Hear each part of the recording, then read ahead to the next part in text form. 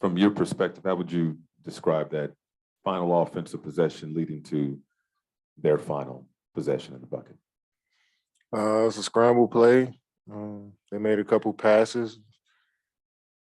They was able to find a little crease there at the end. It was a quick play.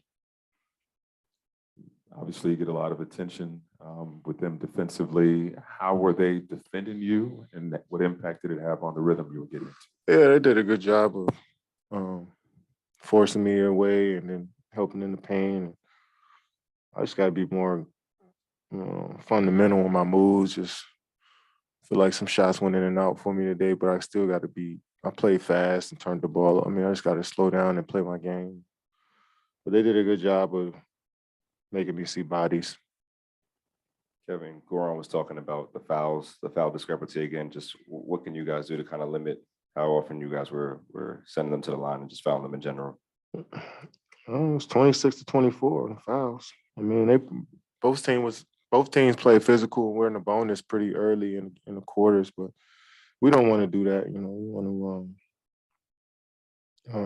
want to play solid. But it's a physical game. I think both teams that kind of evened out. You've obviously known Kyrie a long time, and you played with him the last couple of years. Do you feel like the hostility that he gets from especially this crowd brings out the best in his game? I don't think he worries about it. I think he just plays his game and do what's required out there. And tonight, the shot making, just controlling the game for us was incredible, and that's what we're gonna need going forward. So no matter where he's at, I think he's the same player. I don't know if you saw, but it looked like he flipped off the fans a couple of times.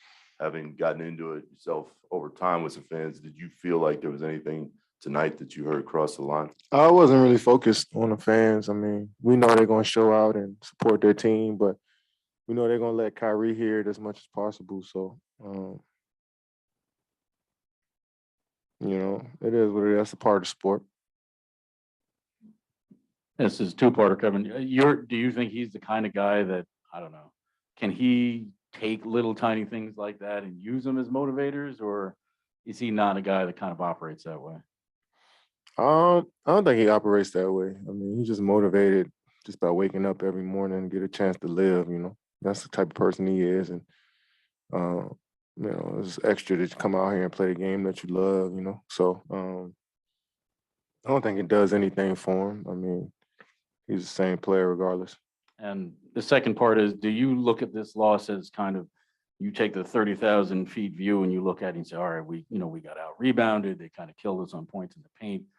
These are the ways that we lost this game? Or do you kind of boil it down to that last couple of seconds and kind of letting Tatum get free there? Yeah, it's a 48-minute game. It's a lot of possessions. And, so obviously the last play was crucial, but there's a lot of plays that matter and that affect the outcome. So watch it and see where we can make adjustments. Some of that was at the beginning of the third quarter there, where they went on that 15-2 run. Just what did you see coming out of halftime that maybe let them go on that type of run? Just getting on transition. I feel like we turned I had the most turnovers, 6 of them, and that helps them get out on the break. They had 14 turnovers too. I think the difference probably was offensive. Offensive. Maybe just by 1 point. It's just tough loss, man. It's hard to just pinpoint one thing. To that point, you didn't play your best game, but 1 point loss. Do you look at it like that? Like we're still in the game, even though you didn't play that well? No.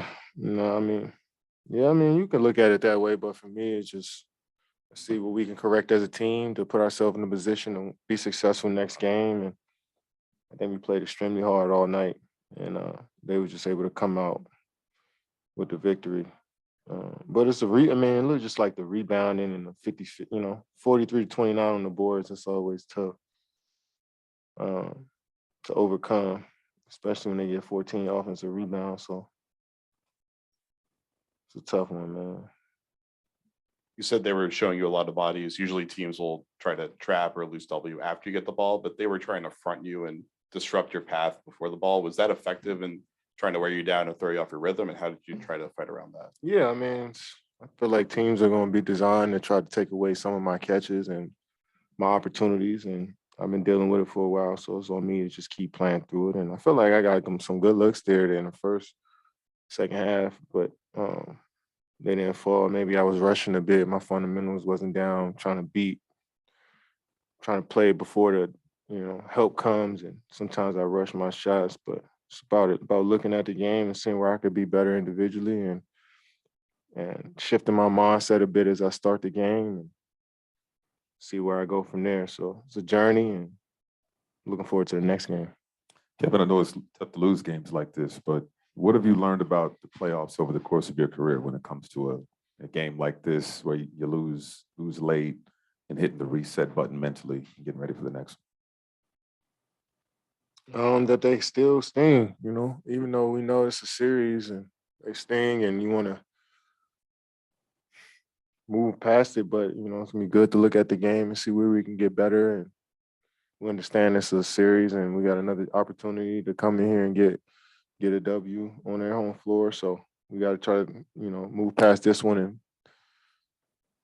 still look at film from this one, but move past it and get ready for game 2.